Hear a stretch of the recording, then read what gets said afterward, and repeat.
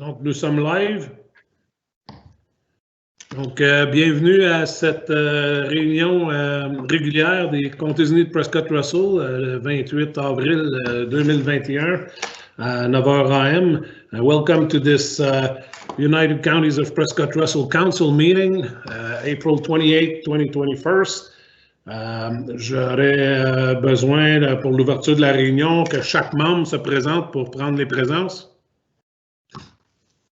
Paul Astley, présente. Guy Desjardins, présent. Robert Kirby, présent. Daniel Lafleur, présent. Pierre Leroux, présent.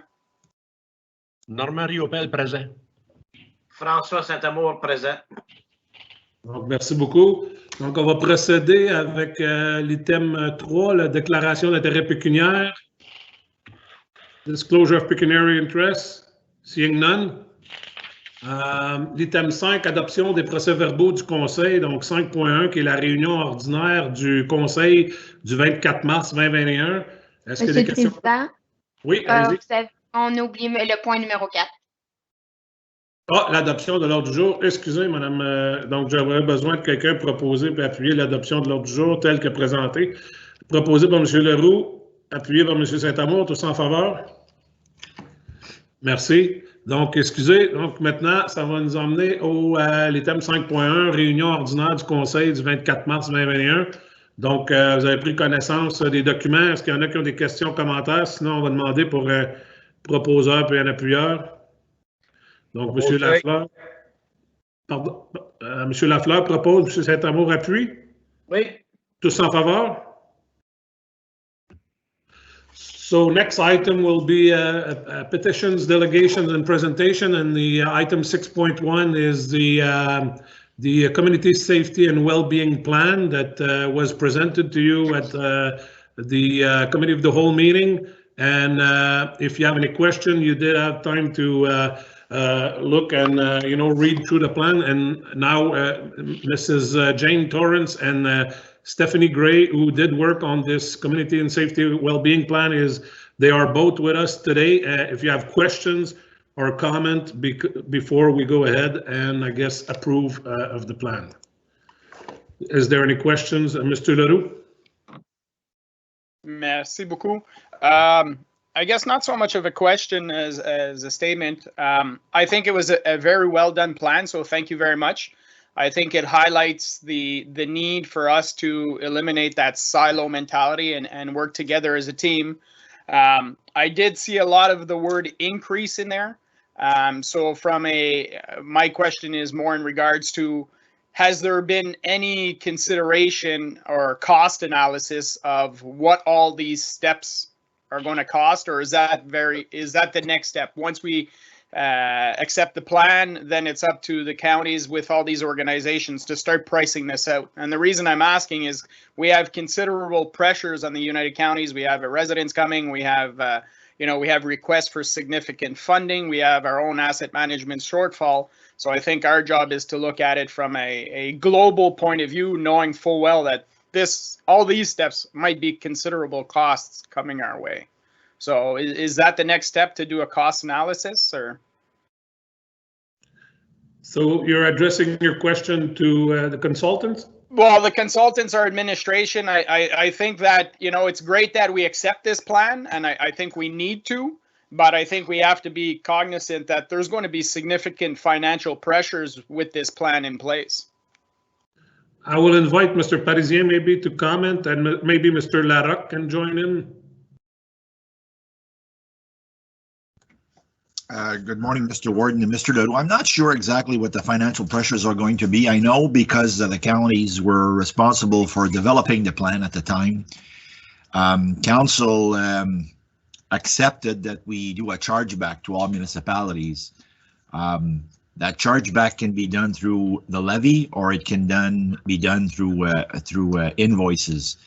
The intent was always to have the blueprint done at the counties, but it wasn't for the counties to manage it after the fact. So maybe what I can suggest is that we bill each municipality, and we take it over, but we bill municipalities on a quarterly basis to offset some of these costs. That's a suggestion I'm offering. Thank you. Clarification, Monsieur Sarrazin. I'm looking at more like there's a lot of steps that are proposed in this plan that would be involve, you know, the hospital, but from the social services side, I think there's considerable amount of plans in here that will have a direct effect on the United Counties. I don't think, and that's where I'm coming from, is that there's a lot of these actions, if you will, in this plan that have a direct correlation, not to the municipalities, but for social services as at the county level. So that's the approach I'm taking with this question. Yeah, Mr. Warden, Mr. Leroux, you're correct. In addition to social services staff, we also will have Monsieur Larocque involved at some point. We're also going to have Olivier Bertillon providing some support to the group. So it's a bit more than just the social services staff. It may be a whole, you know, more staff will be involved from the county perspective, that's for sure. We're not saying no.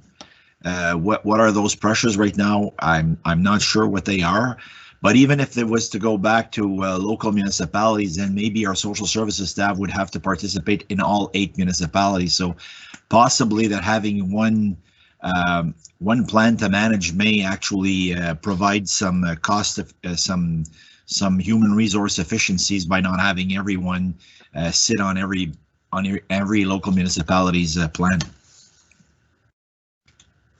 Thank you, Mr. Leroux. Maybe Mrs. Gray can add, because she did have the experience with the other municipality on what is involved, like on the financial side of it. And I think she's working closely as a consultant and working closely with other municipality to get this plan together. Could you maybe comment on this, Mrs. Gray? Sure. Thank you for having us this morning to speak to the plan. And yes, Mr. Leroux, you're correct in terms of the scope of the types of social services that are indicated within the plan. And I think that's where the implementation piece comes in. So the plan really focuses on collaboration, and it focuses on that, as you mentioned, the breaking down of the silos and working with all of the human services agencies throughout the county for that regional approach. So I think what you would find is through the implementation plan, there's going to be priorities set in terms of some of those actions, and anything that does involve a cost would always come back to councils for consideration. And it could even be along the lines of, you know, if there's some sort of social service that you see as being needed in terms of enhancing, say, walk-in clinics, just as an example, that could be something that there's a collaborative approach amongst the relevant agencies that would be supported perhaps with a funding application that would be supported by the municipalities. So there hasn't been a cost analysis per se, but there's always that potential to bring, like, everything would have to come back for decisions, and recognizing, particularly with COVID and the infrastructure deficits and all of those sorts of things, yes, that all would have to be taken into account. So I think you would find that the implementation piece will give you some guidance at that point. Does that help? Yeah, it was more just for us to realize there are going to be impacts with this plan, right? I mean, we have many funding requests that come before council, and our job is really to look beyond every issue individually and look at everything as a total. So when I look at this and I see, you know, the word increase is 178 times in the document, I'm going, wow, there's a potential for a large impact. And I know that, you know, there's a lot of organizations that will be potentially partnering with us.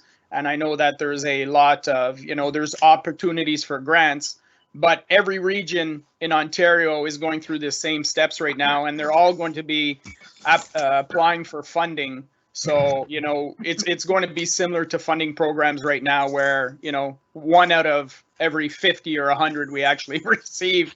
So no, thank you very much. It was a very interesting report. There was a lot of things that we have to look at as a regional government. So it's much appreciated. If I may, Mr. Chair, add one. I think it's also important to consider that through many of the recommendations in the plan, there is that emphasis on collaboration. And I think a lot of those things that are marked as increases can likely be achieved through efficiencies when everybody has a better idea of what they're doing. There's probably a lot of opportunities for partnerships that would actually be a less of a cost and more of an, just a way of streamlining services that already exist. Thank you. I think Mr. Parisien want to add something. Yeah, Mr. Warden, in terms of costs also, if this is going to be a county task, there is going to be a need to hire a coordinator because the staff right now at the counties cannot take this workload in addition to what they have. This is a completely different mandate.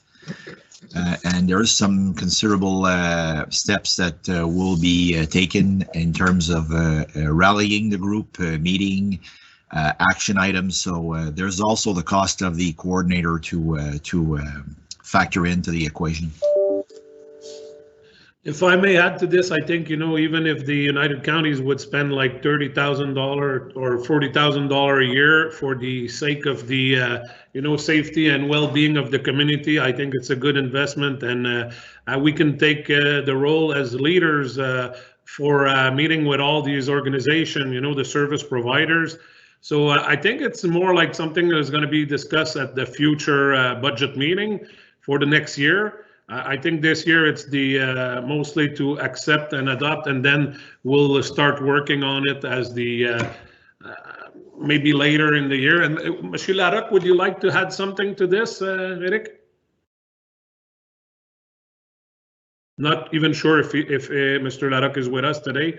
I know he. Yes, yes, I am, Mr. Warden and members. The only cost is just like Stefan just said for the coordinator, that we know there will be a cost. Everything else will have to be judged, like we said, as we go on, like Stephanie said.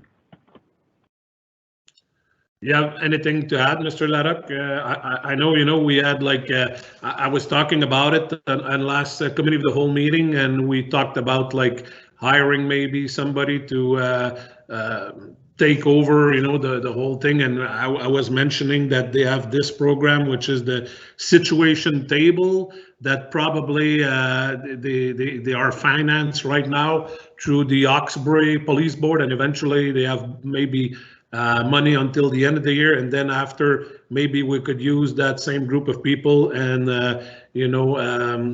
giving them a contract to work on this specific project.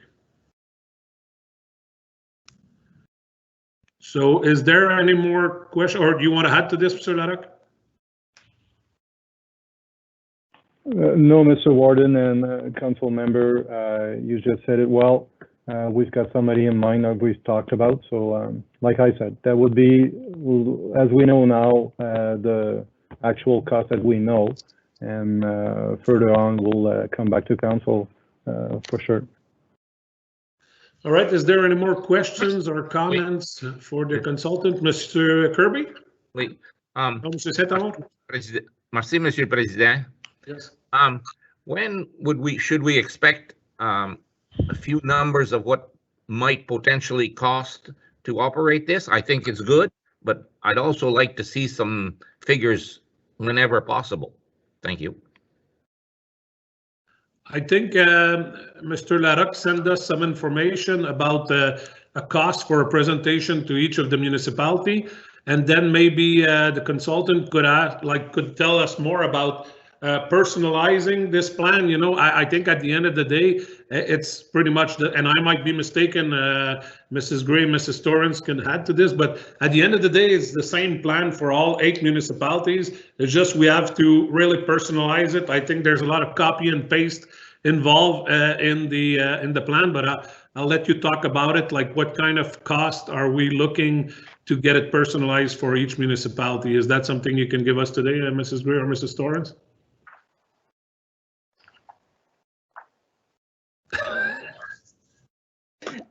I'll jump in. Thank you, Mr. Warden. The plan was really developed for the United Counties of Prescott Russell without the intention of personalization. The personalization comes through in the implementation plan that is still in draft. But when you have a variety of service providers who are going to be doing the bulk of the work, and so this actually answers some of the costing questions. The cost will not be so much on the United Counties as it will be on the service providers. If we're asking the hospital to do a little bit of their work a little differently, then that's the increase to the hospital. If we're asking Valeris to be able to pull together partners to think about youth in a different way, then that is the resources of Valeris that are being increased, not of the United Counties of Prescott Russell. But the personalization is when you all have the same human service providers, there is no reason for personalization. And the approach from this plan, from the time we accepted the contract, was to have one plan. And it doesn't mean that we have absolutely heard from all of the lower tier municipalities, and your voice should be in there. But there is a lot of reason to have a one plan only, and I don't see any actually reason to have individual plans. In the implementation, if a single municipality sees that they have more of a need for after school programming, then that comes into implementation. If you know that you have an increase of violence against women in a certain community, and then you work with those service providers for that under the umbrella of the county-wide plan. All right, thanks. But I think the question we have more is like, it was something imposed to each municipality by the Ontario government. So how does that plan, if we present it as the second tier United Counties of Prescott Russell, will it be satisfactory to the Ontario government? It will be. It will be. So all of the lower tier municipalities need to accept the plan, and you agreed to do it as one plan for all of your municipalities, and you all accept the same plan.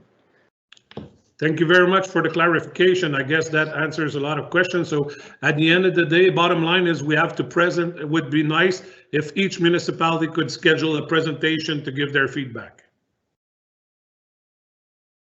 Is that it, more or less, Mrs. Torrance? Well, you could, or you're all present here. There's no reason you couldn't present it yourself to your councils. And I think that was the purpose of bringing it to the county level. And I recently had a discussion. Stephanie and I had a discussion with Castleman yesterday, and sent them an email to the clerk, who was asking how this should be presented to the Castleman Council. And hopefully I answered the questions. You know, I'm hoping if you I can send that information to everyone, but the hope is you won't need personalized presentations, that you will have enough information from this meeting, from the meetings we've had in the past, and for what Eric already has the information as the champion of this plan. So we're trying not to cost you more money. We're trying to fold up our part of this and allow you to carry the plan forward. Thank you very much. I see we have questions or comments, Mrs. Astley. Yeah, so basically, could we use this particular plan and just basically have each our own respective council adopt it? Yes. Yes. That's exactly it. Okay. Thank you, Mrs. Astley. Mr. Saint-Amour, does that answer your question? Thank you, Mr. President. Yeah, most questions have been answered. It's the due date to accept the plan by lower tier municipalities. What is it? July 1st. July 1st. Okay. Yeah, the other questions have been modified per municipalities, and then, but I guess, and then the level of service that a municipality would request, it'll come into maybe a possibility or whatever they want or not want at the implementation plan. Is that right? Okay. All right. Because some municipalities might want less service than others. Yeah, Ms. Torrance, yeah, you can add to this. Thank you, Mr. Warden. the bulk of the plan it will be completed by your service providers. And so if they see that, let's just say that literacy rates going into kindergarten are low, and that it could be increased by having better story time at the library. That's when municipalities would come into the equation, you know, and you would be asked, can you please provide a story time at your local libraries? And that's the very simple way to explain it, that where the municipality will be involved in this, and that you can say, no, we can't afford a story time, you know, and that will be the end of it. Or you can say that's an easy way to be able to raise the literacy in our community. And it will be your choice how you work with that. Maybe the health unit will come in and do more, will do story times and at the libraries, and all they'll be asking for is space. Though that, I think that we shouldn't overcomplicate the plan. Much of what is actually recommended are things that are already being done. It's just being done in a different way. So asking people who aren't normally working together to come together to be able to solve the problem together. Maybe it is your economic development working on employment with a different partner. It's at the end you're going to benefit across the municipality, because you're going to have increased employment, and people will pay taxes. You'll have reduced policing costs, which is the whole reason why we're coming into this, is to think about policing costs and to be able to reduce the need for police to attend every situation where they're not needed. So that will be the end, is that you'll have reduced policing costs. So, and a healthier and stronger community.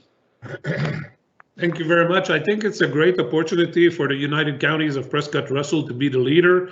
You know, at the end of the day, I believe all these service provider were pretty much all the same for all 8 municipalities, and that's why I think personally it's a great idea to have somebody overlook at the plan and to do a follow-up with all these. And I believe there's 3 committees of subcommittees involved, and I think it would be a great opportunity for us to be there as a leader and make sure everybody gets sits at the table to work on this. I think it's a really nice plan, and I think when it comes to invest in the safety, well-being for the community, I mean, we're talking about a few $1,000s. I think it's all worth it, really. Is there any more questions or comments, or can we go with the adoption of the plan? See no question. Do I have a mover and seconder for the adoption? Mr. Leroux, Mrs. Astley, all in favor? So thank you very much, and thank you, Mrs. Gray and Mrs. Torrance, for that nice work. And we'll probably be reaching out to you, and I'm talking about each different municipality I think it's still worth to give a presentation, because you know, if we simply send the document to our councillors, I don't believe it's the same, you know. So really, we're looking forward to meet you at our municipality. So thank you very much, and with that, we'll go to the next subject. Thank you. Thank you. Donc, prochain sujet, c'est le 6.2. C'est M. Gérald Gauthier de la firme MNP LLP qui nous présente les états financiers audités de 2020. Donc, M. Gauthier, je vous cède la parole. Merci, Monsieur le Président. Bonjour tous les membres des Comtés unis. Depuis la dernière fois, il y a eu des petits changements. On a eu un changement de nom, entre autres. On était la firme Deloitte, puis Deloitte a vendu 26 bureaux à la firme MNP. Donc, on est maintenant la firme MNP. Tous les employés du bureau de Hawkesbury ont fait le transfert, ainsi que tous les clients. Fait qu'il n'y a vraiment aucun changement, sauf le changement de nom au niveau local. Cette année, ça a été un petit peu différent à cause de la COVID. Fait que 100% de la vérification a été faite à distance. L'année passée, il y a une portion qui avait été faite sur place, puis on avait dû terminer à distance. Fait que ça a été une expérience un petit peu différente. J'aimerais en profiter pour remercier votre équipe au niveau du service des finances. Ils ont dû travailler très fort là, pour venir à bout de sortir ça, en plus de toutes les tâches additionnelles reliées à la COVID. Fait que ils ont fait un excellent travail, puis on a été capable de sortir les états financiers à la même date que les années précédentes. Fait que, un gros merci à Mme Parisien et toute son équipe. Le premier document, c'est le résumé de notre audit. Fait que je ne passerai pas en détail à travers tout le document. Vous avez probablement eu la chance de le lire. Tout a bien été, il n'y a rien de particulier à vous mentionner. On a fait les tests comme qu'on avait prévu dans le plan que je vous avais présenté, je crois que c'était en février. On a fait tous les tests, on a obtenu les pièces qu'on avait besoin, les autorisations nécessaires. Fait qu'on était satisfait de tout ce qui nous a été fourni comme document par rapport aux tests qu'on a effectués. En gros, c'est ça. Les états financiers qu'on va vous présenter, c'est des états financiers ébauches. Les seules choses qui vont manquer pour que ce soit des documents finaux, ça va être la résolution du conseil pour les approuver, la signature de la lettre d'affirmation, que ça c'est toujours fait la même journée. Puis il faut juste revalider qu'il n'y a pas eu de transaction ou de situation entre le 31 décembre et aujourd'hui qui aurait un impact sur les états financiers. Mais tous ces éléments-là, c'est des choses qui vont se terminer aujourd'hui. Fait que donc, probablement demain ou d'ici la fin de la semaine, vous allez avoir la version finale de ces états financiers. Mais il ne devrait y avoir aucun changement par rapport aux documents qu'on regarde ce matin. Est-ce qu'il y a des questions ou commentaires avant qu'on passe aux états financiers?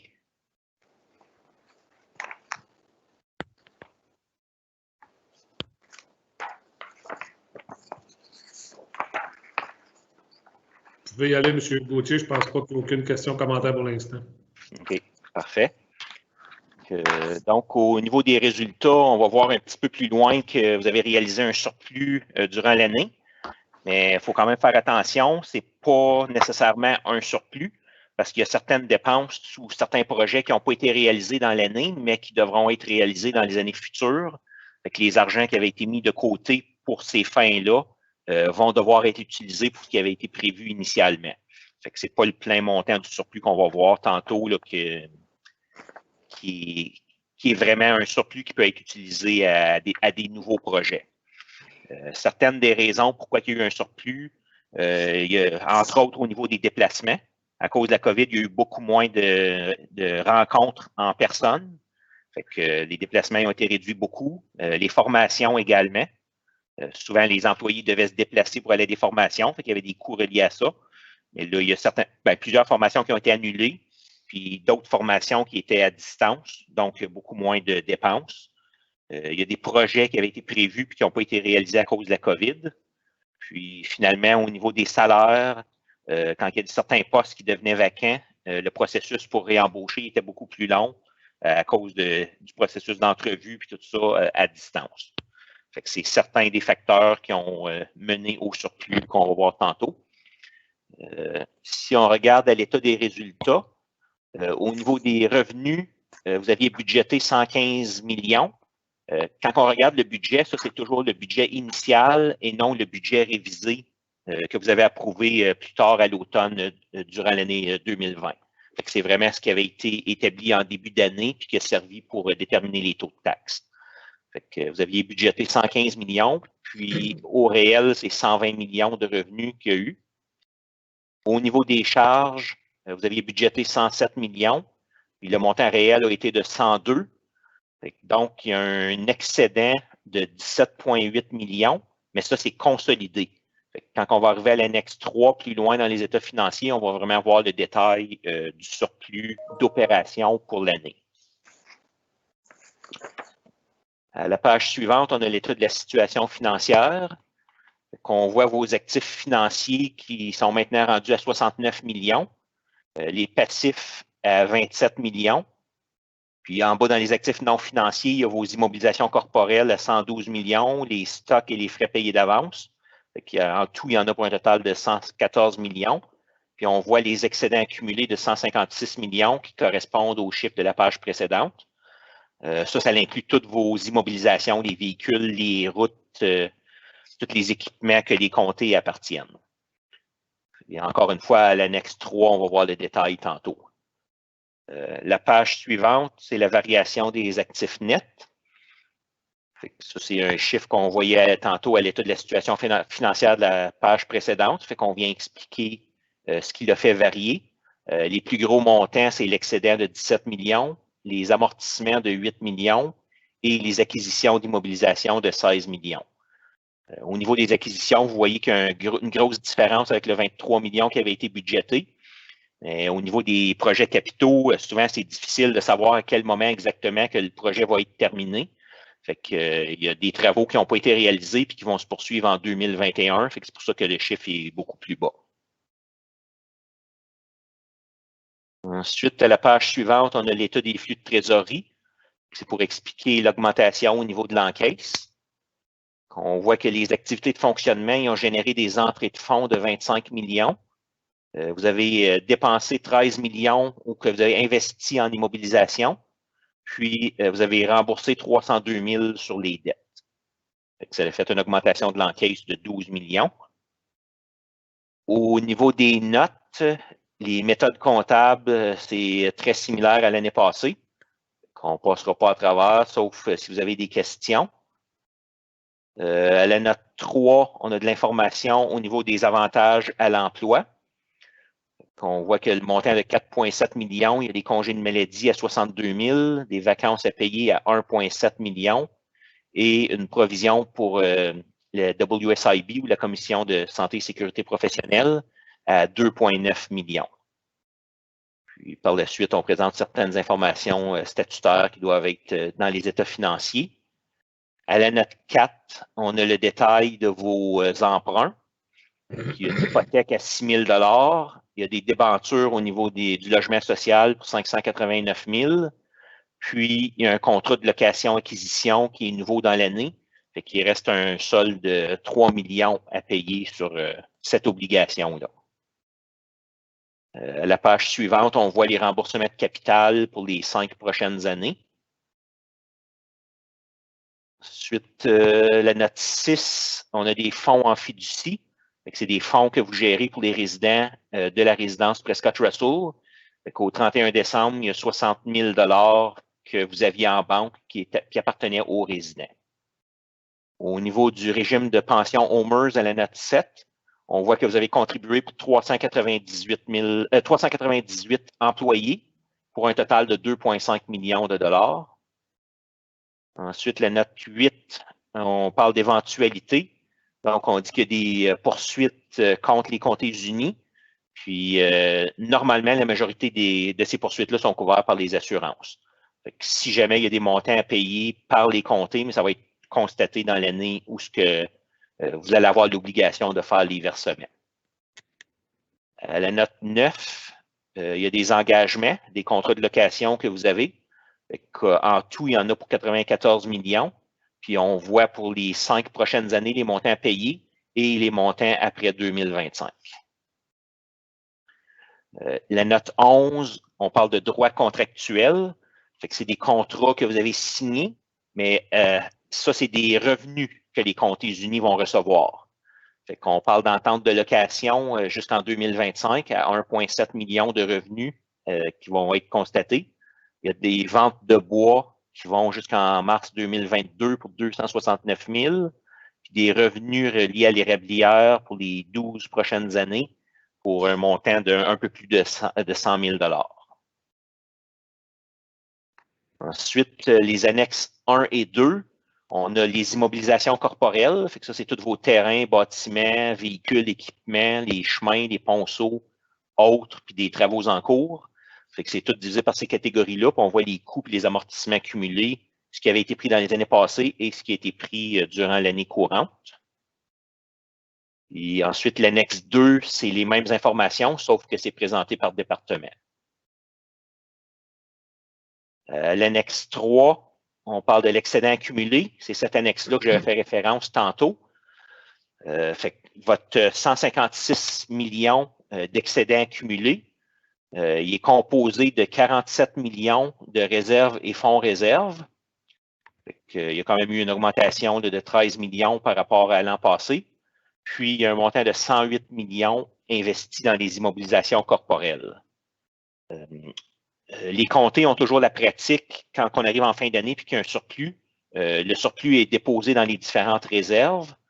Donc, on voit en bas qu'il y a eu presque 7,9 millions de surplus dans l'année. Comme je vous ai expliqué tantôt, c'est pas nécessairement un surplus, c'est certaines dépenses qui n'ont pas été réalisées puis qui vont être réalisées dans les années futures. Fait que là, en étant dans les réserves, quand ces dépenses-là vont être réalisées, les fonds vont être repris des réserves pour financer ces montants-là. Est-ce qu'il y a des questions au niveau des surplus ou ce qu'on a vu jusqu'à date? Aucune question pour M. Gauthier pour l'instant. OK. Donc, si on poursuit avec l'annexe 4, on voit l'état de variation des réserves et fonds réserves. Vous avez eu des intérêts dans l'année de 166 000, puis il y a des ajouts qui ont été faits de 12,7 millions. Ensuite, à l'annexe 5, c'est les charges par nature. C'est le même total qu'on a vu à l'état des résultats au début, sauf qu'ils sont présentés par nature. Donc, salaire, avantages sociaux, les intérêts, les matériaux, et ainsi de suite. C'est présenté là à titre d'information. Au niveau de l'annexe 6, c'est les revenus et dépenses pour la loi sur les infractions provinciales. À cause de la COVID, il y a eu moins de revenus, puis il y a aussi eu moins de dépenses.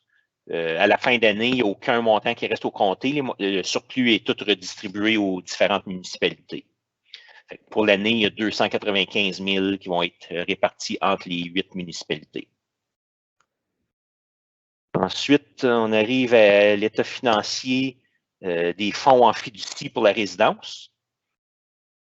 On voit au niveau de la variation des revenus et dépenses, il y a eu 101 000 de revenus, 81 000 de dépenses pour les résidents. Fait qu'il y a une augmentation de 19 000. Puis vous aviez 41 000 de fonds au début de l'année. C'est ça qui explique les 60 000 qui restent que vous gérez pour les résidents. Ça, cet état financier-là, on doit le faire à chaque année, puis il faut que ça soit envoyé également à la province. C'est une des raisons pourquoi on doit vous le présenter. À la page suivante, on a le bilan de ces fonds-là. Il y a 65 000 en encaisse, puis il y a des comptes à payer de 4 500 $. Puis ensuite, on a quelques notes par rapport à ces fonds-là en fiducie. C'est ça qui fait le tour des états financiers. C'est votre dernière chance s'il y a des questions ou commentaires. Merci beaucoup, M. Gauthier. Je pense qu'avant peut-être de passer aux questions commentaires, j'aimerais ça avoir des commentaires de notre trésorière qui peut sûrement expliquer qu'il y a beaucoup de programmes qui ont été cancellés cette année. Est-ce que Mme Parisien voulait rajouter quelque chose? Merci, Monsieur le Président, membre du Conseil. Écoutez, à défaut de répéter un peu ce que M. Gauthier a mentionné, moi aussi, je voulais prendre un petit 2 secondes pour féliciter mon équipe, honnêtement, parce que la dernière année, on n'a pas manqué de défis au niveau de la COVID, puis je suis vraiment, vraiment fière qu'on est en mesure de vous présenter les états financiers comme à l'habitude en avril. Surtout qu'on a des obligations de reporting au mois de mai pour le FIR et tout. Et donc, je voulais juste comme souligner cet aspect-là que je tenais sincèrement à mentionner au Conseil. Puis remercier aussi la belle collaboration avec les auditeurs pour nous permettre d'émettre ces états financiers-là en temps. Écoutez, comme M. Gauthier a mentionné, le surplus de cette année est exceptionnel. Je pense que c'est l'understatement of the year de mentionner qu'en 2020, c'est une année hors de l'ordinaire. C'est certain que quand on regarde le surplus globalement, il y a certains facteurs récurrents qui viennent l'expliquer parce que, puis quand je dis ça, c'est surtout au niveau des salaires, par exemple. C'est pas rare qu'on rencontre des surplus au niveau des salaires parce que ça arrive. On a des problèmes au niveau du recrutement, on budgète en fonction de nos besoins, mais malheureusement, on n'arrive pas toujours à recruter comme on le veut. Par contre, la pandémie a accentué ces éléments récurrents-là et a créé d'autres écarts assez importants. Ce qu'il faut comprendre au niveau du surplus de 7,9, c'est que c'est un surplus budgétaire. Donc, c'est sûr qu'il y a une différence entre le surplus d'exercice. Comme je vous présente le budget en début d'année, on présente toujours le budget selon une comptabilité de caisse puis selon une comptabilité d'exercice. On le présente selon une comptabilité d'exercice parce que c'est ça qui est présenté dans l'état financier. Mais quand on calcule les taux de taxes, c'est sur une comptabilité de caisse. Donc, le surplus d'opération qu'on regarde cette année, c'est 7,9. Donc, en grande majorité, c'est certain qui s'explique beaucoup par les salaires. Il y a eu plusieurs congés. Au niveau de l'éclosion à la résidence, par exemple, il y a des absences d'employés, des corps non comblés, des congés de maternité, des invalidités, des remplacements par des temps partiels qui n'ont pas les mêmes bénéfices qu'un employé à temps plein, des heures de formation prévues qui n'ont pas été faites en raison de la pandémie. On a eu beaucoup de surplus au niveau des conférences, des frais de déplacement. Ça s'explique par soi-même. Les conférences ont été tenues par la grande majorité virtuellement. Il n'y a presque pas eu de remboursement de déplacement comme tel. Gros surplus au niveau des fournitures, des équipements, de l'entretien et réparation parce que les demandes étaient moindres. Les centres de garde étaient fermés, donc il y avait moins de demandes à ce niveau-là. Au niveau de la résidence, plusieurs dons de PPE. Des projets qui ont été reportés en raison de la pandémie. Donc, c'est tous ces facteurs-là ensemble, ça prend pas de temps que ça s'additionne. Puis c'est pour ça que cette année, c'est assez hors de l'ordinaire comme surplus pour la prochaine année, là. Par contre, je peux dire que ça peut être positif d'une façon parce qu'on a des gros projets qui s'en viennent, des grosses obligations. Mr. Leroux had mentioned before that we do have important financial obligations, especially related to the new residents. So although this is a huge surplus, I think it will be beneficial with respect to our future engagements and will help us reduce our financing needs as well. Parce que, comme vous le savez, on a un grand endettement qui va être associé à la construction de la nouvelle résidence. Donc, si on vient à bout de réduire ce besoin de financement-là, à long terme, on va réduire nos paiements aussi. Donc, je pense que c'est le point positif qu'on peut ressortir de ce gros surplus-là de cette année. Merci beaucoup, Mme Parisien. Est-ce qu'il y en a qui ont des questions, commentaires suite à la présentation de M. Gauthier et les commentaires de Mme Parisien?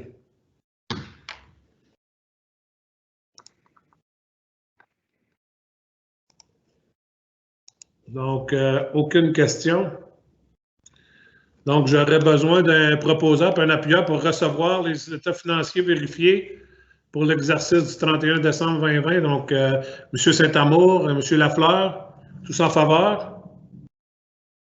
Donc, merci beaucoup, M. Gauthier, pour la présentation, puis à Mme Parisien pour les explications, puis félicitations aussi à votre équipe, à Mme Parisien, pour le travail que vous avez fait malgré la pandémie. Merci beaucoup, M. Gauthier.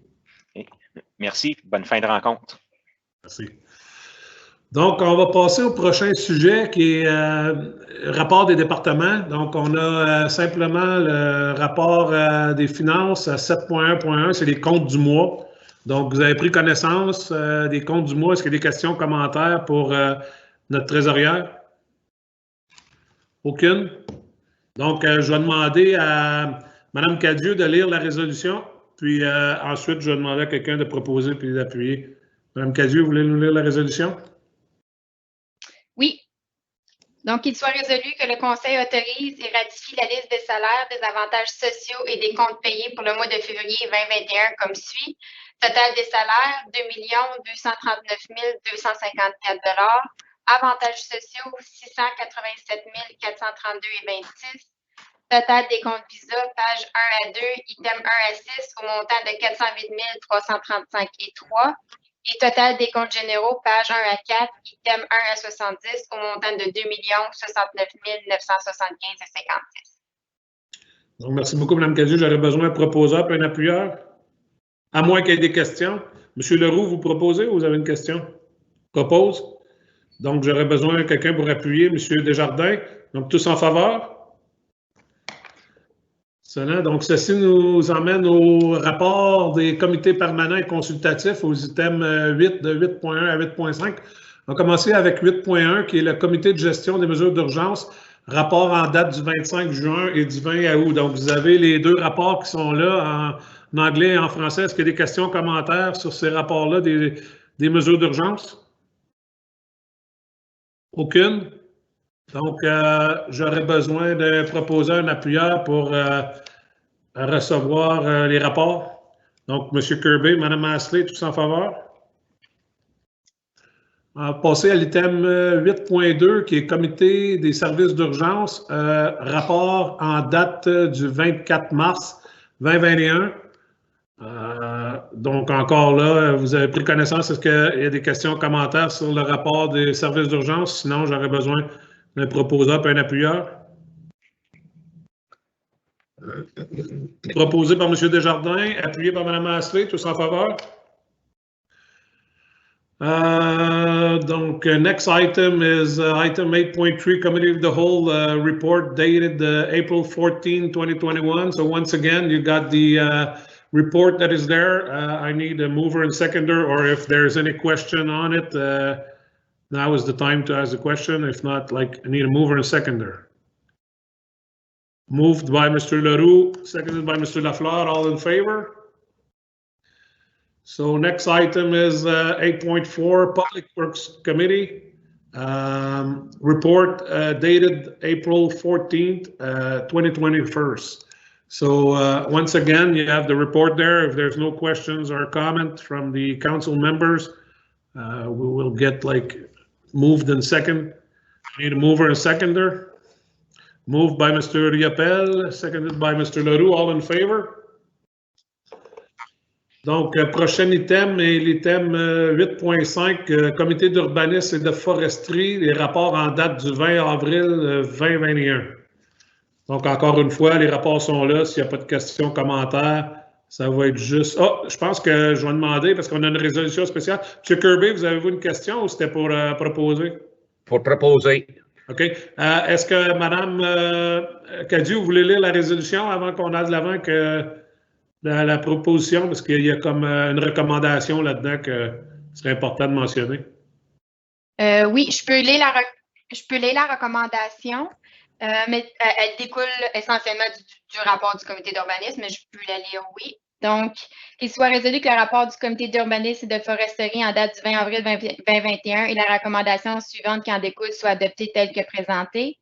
Le comité recommande que la vente d'un terrain d'une superficie de 140 mètres par 140 mètres au coin des chemins Clarence, Cambridge, Boundary et Grant à la municipalité de la Nation pour un montant symbolique de 1 $ et que la municipalité de la Nation soit responsable de tous les frais reliés au transfert. Donc, j'aurais besoin d'un proposant et un appuyeur. Proposé par M. Saint-Amour, appuyé par Mme Asselin, tous en faveur. Donc, prochain item, c'est les communications, donc correspondance d'information à 9.1.1, Bureau du commissaire des incendies, de la gestion des situations d'urgence, lettre de conformité 2020. Donc, encore là, c'est juste pour recevoir ou est-ce qu'il y a des questions, des commentaires à ce sujet-là? Aucune. Donc, j'aurais besoin d'un proposeur, un appuyeur. Monsieur Riopel pour recevoir la communication, plus ou moins, et Mme Massley appuie, tous en faveur. Donc, les prochains items, il n'y a aucune correspondance à suivre, aucune résolution de d'autres municipalités. Donc, ça nous emmène au sujet 10, les résolutions découlant des rapports des comités permanents. Donc, le premier item, 10.1, est le Fonds ontarien de préparation à la légalisation du cannabis. Encore là, on en a discuté à la réunion plénière il y a 2 semaines. Donc, ça serait de... S'il n'y a pas des questions, commentaires, je vais demander à Mme Cadieux. Vous avez-vous une question, Mme Asselin? Oui, j'ai une question, M. le Président. C'est plutôt pour Mme Parisien, parce que à la dernière réunion, Mme avait mentionné que les municipalités qui avaient participé à la commercialisation l'acceptation de la vente du cannabis, qu'il y avait un genre de ristourne. Et je me posais la question si ça avait été calculé. Si vous pouvez voir dans la résolution, les montants sont là, puis ça va par le nombre de ménages. Je ne sais pas si Mme Parisien veut quand même commenter là-dessus. Je pense que c'est assez clair dans la résolution. Monsieur le Président, membre du Conseil, je ne pense pas que j'ai rien à rajouter. Comme je vous avais mentionné à la dernière rencontre, j'ai fait la répartition en fonction du nombre de ménages par municipalité pour les municipalités participantes. Donc, les 2 municipalités qui ne participent pas, l'allocation est de 0. C'est assez clair dans la résolution, mais si vous avez des questions, je peux y répondre. Donc, est-ce qu'il y a des questions, commentaires, ou vous voulez que je procède avec Mme Cadieux pour relire la résolution? Allez-y, Mme Cadieux. Attendu que les comtés unis de Prescott et Russell ont reçu un montant de 135 920 dans le cadre du Fonds ontarien de préparation à la légalisation du cannabis, dont 40 986 a été utilisé pour élaborer une politique corporative interne et offrir une formation aux employés concernant la consommation de drogue et d'alcool en milieu de travail. Et attendu que le Conseil souhaite maintenant que le montant non dépensé de 94 933 soit redistribué en fonction du nombre de ménages aux municipalités locales qui ont choisi d'accueillir des magasins de vente au détail de cannabis. Et attendu que, conformément aux paramètres de financement, les comtés unis de Prescott et Russell demeureront responsables de l'imputabilité de ces fonds malgré la redistribution aux municipalités locales, qu'il soit résolu que le montant non dépensé de 94 933 du Fonds ontarien de préparation à la légalisation du cannabis soit redistribué aux municipalités participantes en fonction du nombre de ménages selon le rôle d'évaluation 2021 comme suit. Donc, pour le canton d'Alfred et Plantagenet, nombre de ménages 4 392, l'allocation 11 697 et 94. Municipalité de Castleman, c'est une municipalité non participante. Canton de Champlain, nombre de ménages 4 102, allocation 10 925 et 53. Canton d'Hawkesbury-Est, c'est une municipalité non participante. Ville de Hawkesbury, nombre de ménages 5 296, allocation 14 105 et 71. Cité de Clarence-Rockland, nombre de ménages 10 059, allocation 26 791 et 79. Canton de Russell, nombre de ménages 6 687, allocation 17 810 et 59. Municipalité de la Nation, nombre de ménages 5 107 et allocation 13 602 et 31. Et qu'il soit également résolu qu'une entente soit établie entre les comtés unis de Prescott et Russell et les municipalités participantes afin de s'assurer que les montants redistribués soient dépassés par les municipalités conformément aux paramètres de financement. Donc, pas de questions, commentaires à ce sujet-là. Sinon, je vais passer à aurait besoin d'un proposeur et un appuyeur. Monsieur Saint-Amour, Monsieur Leroux, tous en faveur? Donc, on va passer à la prochaine item qui est l'item 10.2, projet de réaménagement du centre d'accueil Roger-Séguin. Donc, est-ce que c'est vous, M. Parisien, qui va prendre la parole sur ce sujet qu'on a déjà discuté au comité plénier? Monsieur le Président, non, ça va être le tour de Mme Parisien. J'ai dit ce que j'avais à dire lors de la dernière rencontre. Par contre, on a tenté d'organiser des rencontres avec le personnel, le contrôleur du centre d'accueil Roger-Séguin. On a eu l'autorisation de parler avec Colliers parce que c'est eux aussi qui agissent dans ce dossier-là. La semaine dernière, Mme Parisien avait des questions un petit peu plus approfondies. On a réussi à parler brièvement avec le contrôleur chez Cars, sauf que ça s'est fait dans les 2 derniers jours. Donc, je vais la laisser, elle, vous parler de ça. Merci beaucoup, M. Parisien. Donc, Mme Parisien. Merci, M. le Président, membre du Conseil.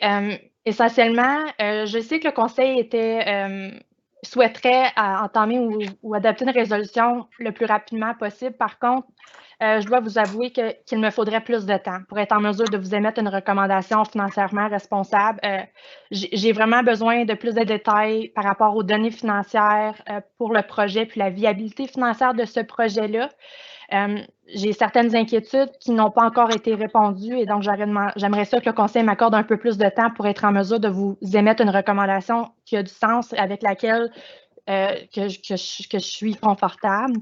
C'est certain que pour réitérer certains commentaires qui ont été mentionnés à la dernière rencontre, j'ai des inquiétudes par rapport au fait que selon l'avis légal qu'on a reçu, c'est plus problématique un engagement sur 30 ans. L'entente telle qu'elle est faite présentement, celle qu'on a signée en 2016, permet une discrétion au Conseil d'établir sur une base annuelle combien on veut donner au Centre Roger-Séguin.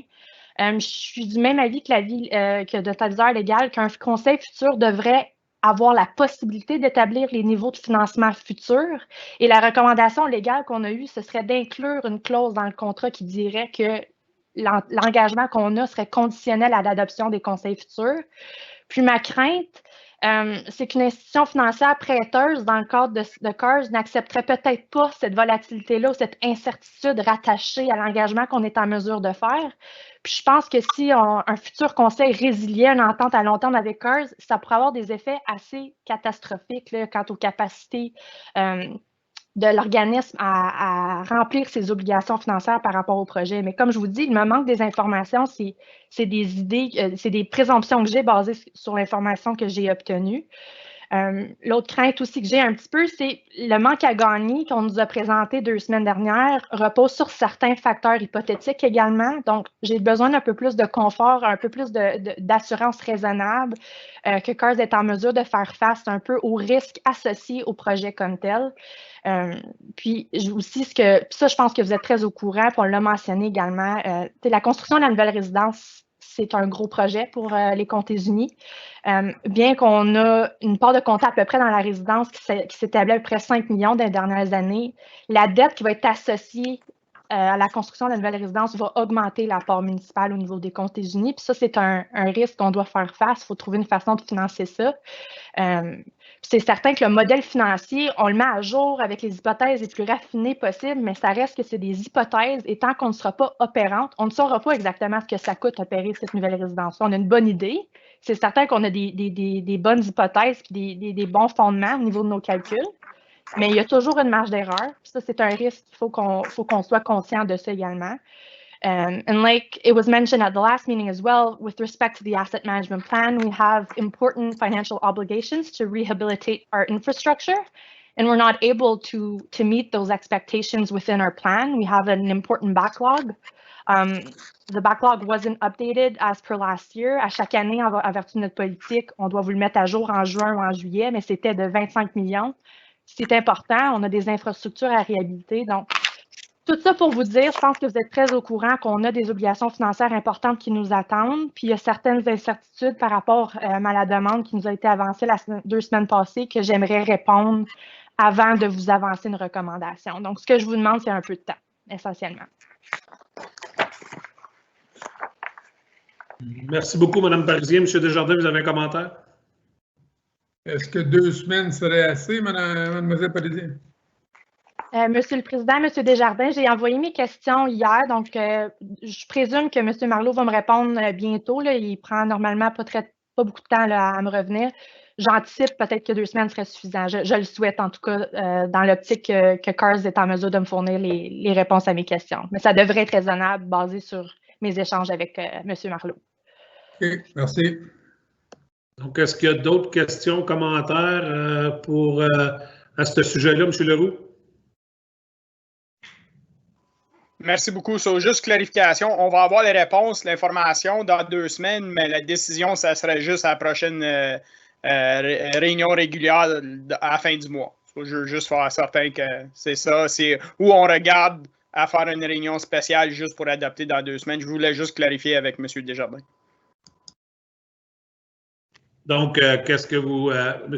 Leroux, qu'est-ce qu'il dit, c'est que ça serait emmené la discussion à la prochaine réunion régulière qui serait plutôt comme 4 semaines que 2 semaines, c'est ça? C'est ça. On va le discuter dans 2 semaines, mais le vote comme tel, ça serait juste dans 1 mois. Monsieur Desjardins, est-ce que vous avez quelque chose à commenter à ce sujet-là? Non, c'est bon.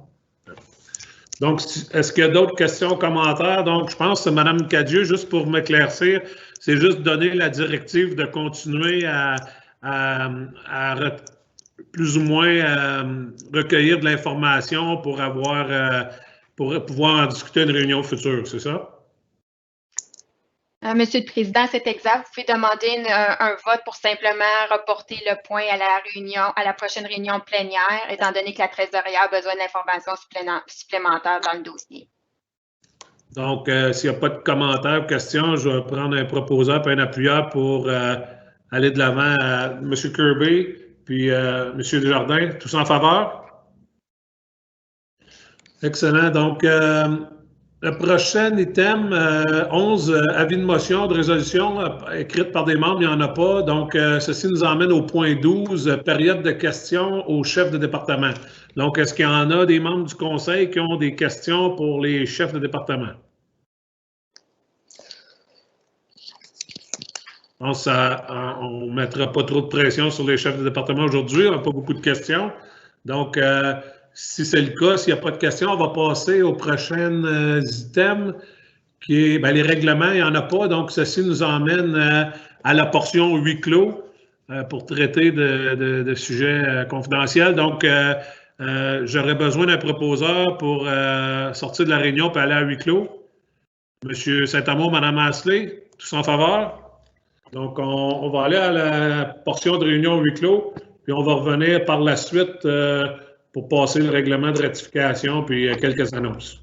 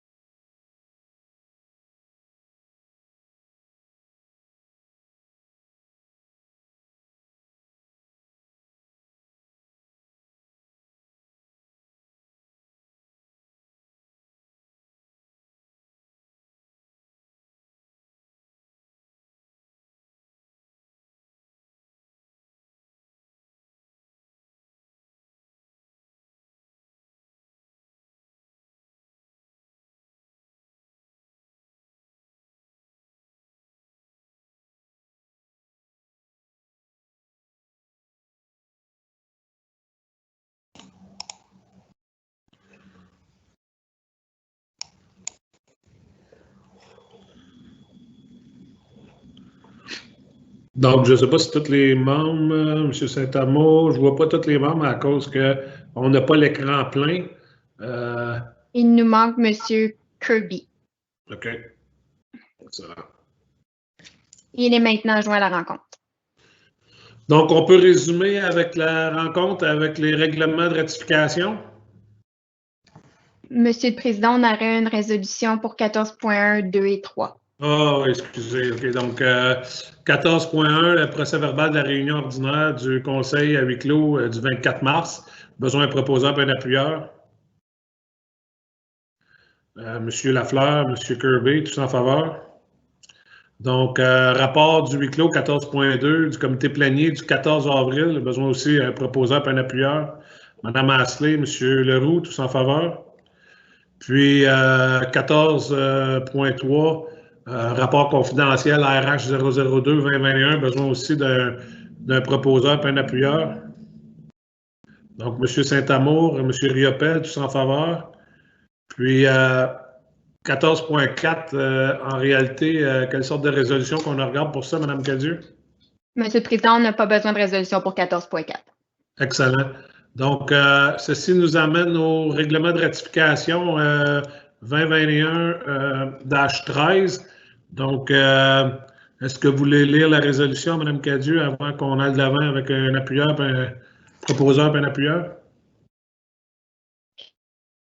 Il soit résolu que le Conseil adopte le règlement 2021-13 afin de ratifier toutes les mesures et recommandations prises au rapport, aux résolutions et au règlement de la réunion ordinaire du Conseil du 28 avril 2021 après les 3 lectures. Donc, besoin d'un proposant et un appuyeur. M. Leroux, M. Riopel, donc approuvé en première lecture, deuxième lecture, troisième lecture, adopté. Donc, ceci nous emmène au point 16 pour des annonces. Est-ce qu'il y en a d'entre vous qui a des grosses activités qui se passent chez eux, dans leur municipalité? Je peux peut-être y aller de l'avant s'il n'y a personne. Je veux juste dire que nous, on est fiers d'avoir une clinique de vaccination qui va avoir lieu à la salle des Chevaliers Alfred dans les prochaines semaines. Puis si je peux commenter, moi et Mme Asselin, on est sur le bureau de santé, sur le conseil d'administration, puis on voit que à venir, là, il va y avoir beaucoup plus de cliniques de vaccination, puis on voit que les vaccins commencent à rentrer, là, puis être plus accessibles. Donc, je pense que c'est intéressant d'avoir ces nouvelles-là. Ce n'est pas toujours des nouvelles négatives. Je sais que ça a pris un peu de temps à avoir accès aux vaccins. Puis là, je pense qu'on est sur la bonne piste, puis on espère encore vacciner à l'entour de 150 000 personnes dans l'Est ontarien d'ici la fin juin. Donc, je ne sais pas si M. Perriard, vous voulez commenter sur la vaccination. Je sais que ça fait partie, votre équipe participe grandement à cette activité-là récemment. Oui, M. le Président, membre du Conseil, j'aimerais juste signaler le travail exceptionnel des paramédics communautaires puis du département des services d'urgence. Ça fait 2 semaines qu'ils ont débuté les vaccinations des gens qui sont à la maison aussi. Fait qu'il y a non seulement les cliniques, mais aussi les gens qui ne peuvent pas se déplacer. Et puis, on travaille étroitement avec les médecins de la communauté pour s'assurer que les gens les plus vulnérables reçoivent le vaccin. Et puis, comme vous avez dit, it took a while to get going, but now it's full swing and we're heading in the right direction to getting our population vaccinated. Donc, merci beaucoup, M. Perriard, puis merci à votre équipe. Puis, je pense que c'est un bon soutien pour le bureau de santé de l'Est de l'Ontario. Je sais que tout est concentré sur la vaccination puis sur le COVID au bureau de santé. Donc, comme nous, d'ailleurs, au Comté-Unis Prescott Russell, beaucoup de services ont été mis sur le hold, beaucoup de programmes ont été mis sur le hold, puis on espère pouvoir voir la fin prochainement. On a eu des bonnes nouvelles que Dr. Paul nous disait que plus ou moins, on devrait commencer à reprendre tranquillement les activités d'ici le début de la fin de l'été, plus ou moins. Donc, s'il n'y a pas d'autres questions, commentaires des membres du Conseil, des annonces plutôt, on va passer à l'ajournement. Donc, j'aurais besoin d'un proposeur et un appuyeur pour l'ajournement. Monsieur Desjardins, Mme Asselin, tous en faveur? Donc, bonne journée à tout le monde. Tantôt, à 11h, on a la réunion du développement économique, je crois. Oui, c'est justement ça. Bonne journée.